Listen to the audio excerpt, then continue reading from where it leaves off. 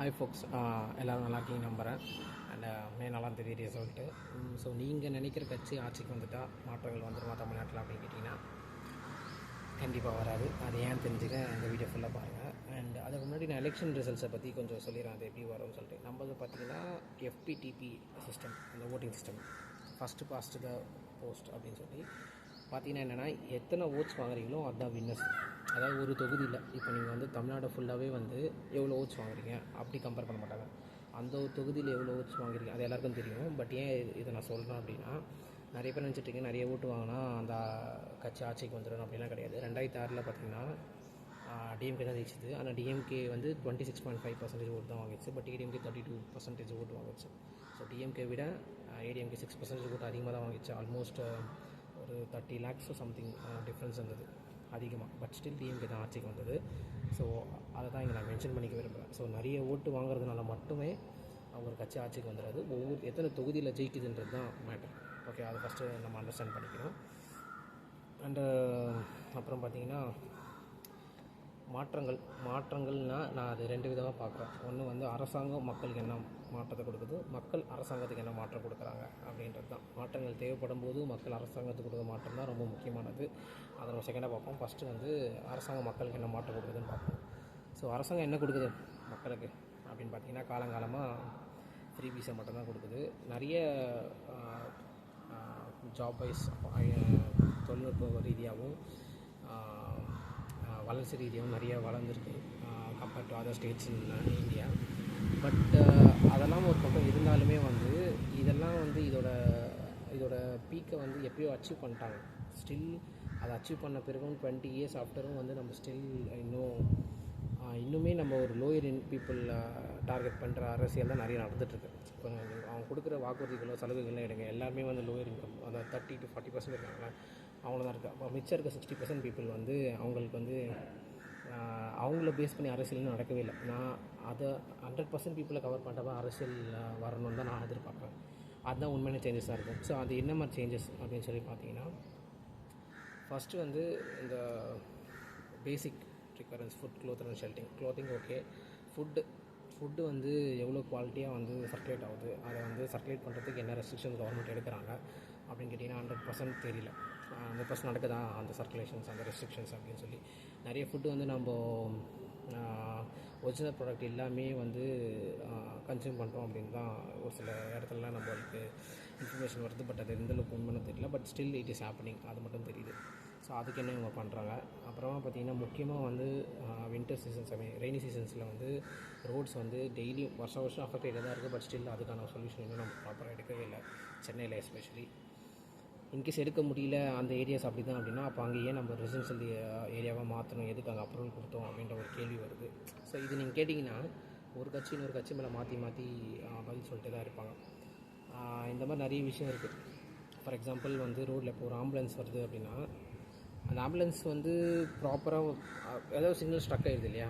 So அது ப்ராப்பராக ஒரு ஃப்ளோவாக அது வந்து ரீச் பண்ண முடியாது. நான் வந்து ஒரு சிஎம்செலுக்கு ஒரு க்ரீவியன்ஸ் ரைஸ் பண்ணேன் 1 month முன்னாடி. ஆம்புலன்ஸ்க்கு வந்து ஒன்று ஆம்புலன்ஸ்க்கு வந்து சிக்னல் சிஸ்டம் கண்ட்ரோல் பண்ணுங்க, அப்படி இல்லைனா வந்து அங்கே இருக்கிற அது எந்தெந்த சிக்னல்லாம் க்ராஸ் பண்ணி போகுமோ அந்த சிக்னலில் இருக்கிற டிராஃபிக் கான்ஸ்டபிளுக்கு வந்து இன்ஃபர்மேஷன் பாஸ் பண்ணிவிடுங்க. So that he will proceed accordingly அப்படின்னு சொல்லி. அது 1 month இன்னும் பெண்டிங்காக தான் இருக்குது. அதுக்கு எந்த ஆக்ஷனும் எடுக்கல. ஸோ என்ன தான் நம்மளுக்கு சிஎம் செல் இல்லை கிரீவியன்ஸ் அட்ரஸ் செல் எது இருந்தாலுமே வந்து இவ்வளோ விஷயங்கள் இருந்தாலுமே வந்து அது ப்ராப்பராக நடக்குதா, ஃபங்க்ஷன் ஆகுதான்னு கேட்டால் அதுவும் ஒரு கேள்விக்குறி தான். எந்த ஆட்சி வந்தாலுமே. இப்போதைக்கு பார்த்திங்கன்னா டிஎம்கே தான் வந்திருக்கு.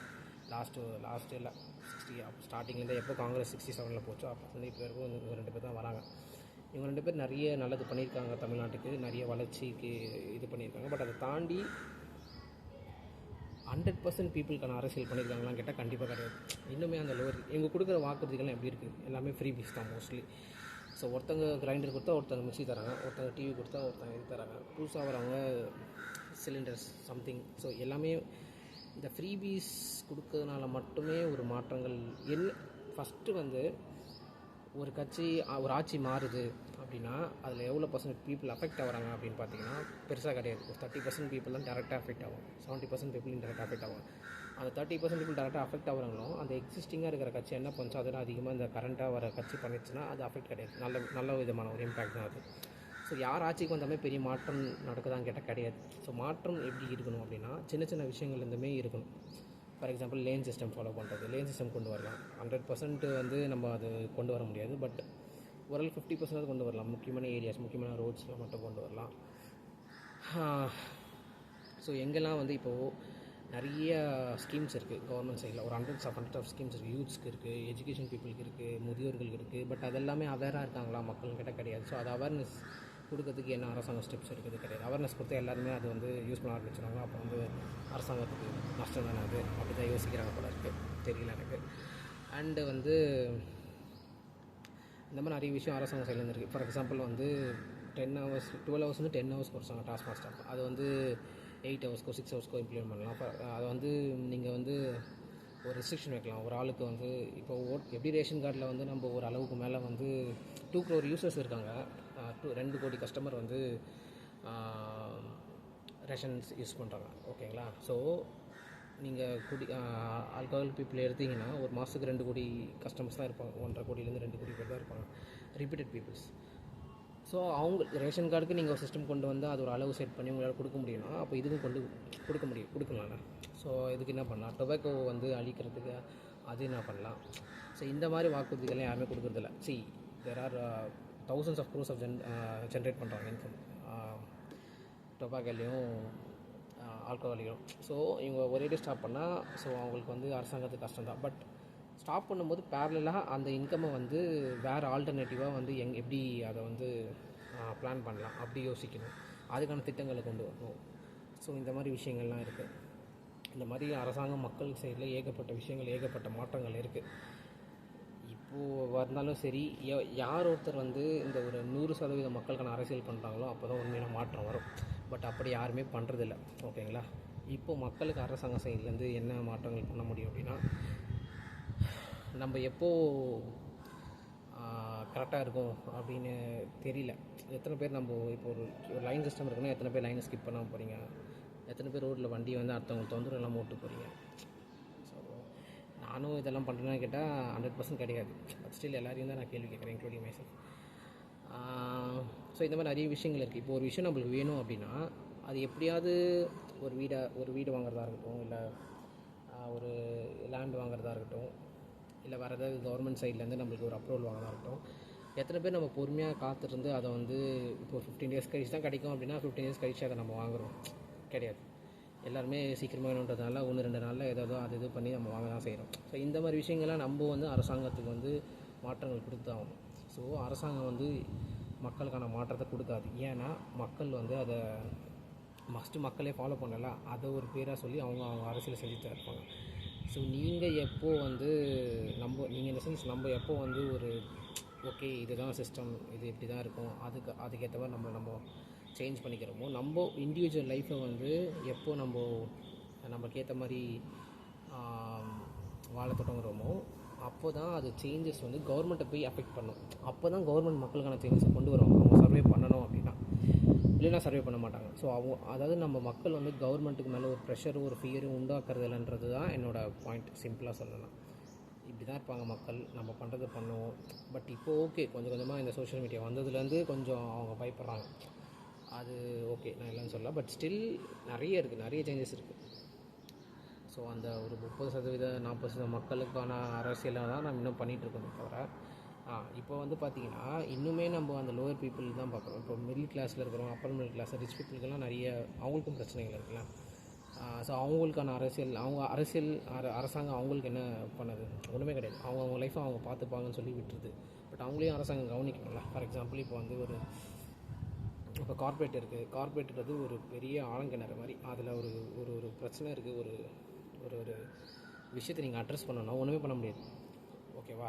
பிகாஸ் ஹெச்ஆரை தாண்டி நீங்கள் யாரையும் மீட் பண்ண முடியாது. ஹெச்ஆர் என்ன சொல்லுவாங்கன்னா பாலிசி என்ன சொல்லுதோ அதான் சொல்லிட்டு அவங்க க்ளோஸ் பண்ணுறோம். கார்பரேட்டில் ஒர்க் பண்ணுறவங்களுக்கு தெரியும். ஸோ இந்த மாதிரி ஒரு இஷ்யூ அட்ரஸ் பண்ணணும் அப்படின்னா அப்போ வந்து அரசாங்கம் வந்து கார்பரேட்டை எந்தளவுக்கு கண்ட்ரோலில் வச்சுருக்காங்க? கிடையாது. அதை தாண்டி இப்போ பேங்க்ஸ் அண்ட் இன்ஸ்டியூஷன்ஸ் இருக்குது, கிரெடிட் கார்ட்ஸ், பர்சனல் லோன்ஸு, இதெல்லாம் அரசாங்கம் எவ்வளோ கண்ட்ரோலில் வச்சுருக்காங்க? Year rate of interest, multiples of taxes. So இதெல்லாம் வந்து இன்னும் வந்து அரசாங்கம் வந்து பார்க்குறதே இல்லை. ஏன் அப்படின்னா இன்னும் நம்ம லோயர் இன்கம் பீப்புளே வந்து சரி பண்ணல. அப்போ எப்படி வந்து இந்த விஷயத்துக்கு வரணும்? லெவல் 1 நம்ம க்ராஸ் பண்ணல, லெவல் 2 லெவல் 3 எல்லாம் எப்படி நம்ம டச் பண்ண முடியும்?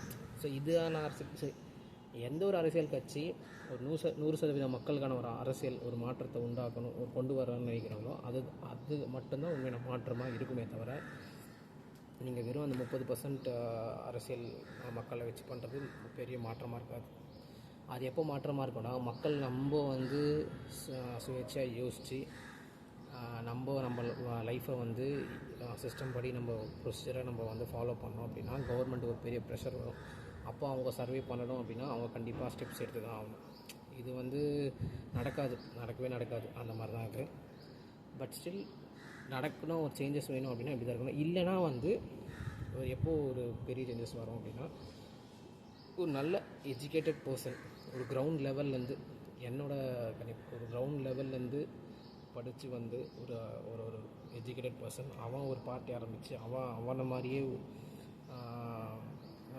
யோசிக்கக்கூடிய மக்களை வந்து ஒரு பார்ட்டியில் ஜாயின் பண்ணி, அதாவது ஒன் லைன் திங்கிங் சொல்லுவாங்க.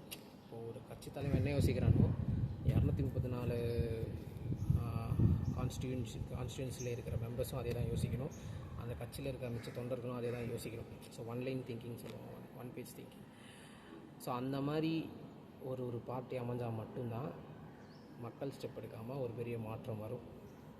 இல்லை அப்படின்னா மக்கள் தான் ஏதாவது ஸ்டெப் எடுக்கணும். இல்லைன்னா நீங்கள் யாருக்கு ஓட்டு போடலனாலும் பெருசாக மாற்றம் வராது.